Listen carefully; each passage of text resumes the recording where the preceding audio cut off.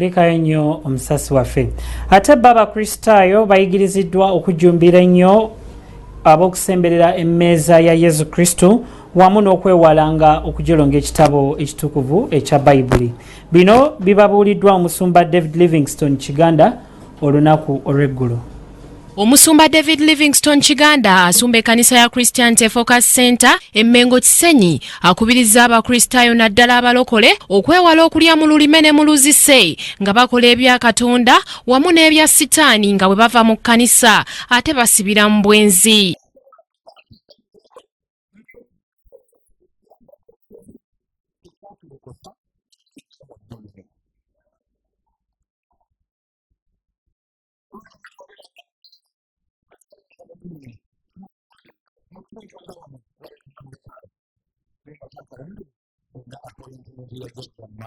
Omusumba agasseeko okuvumirira abavoola bayibuli nga balayiriramu ate oluvannyuma ne bakola akaddannyuma ne badda mu basamize nti oba si ekyo bagyesonyiire ddala ddala.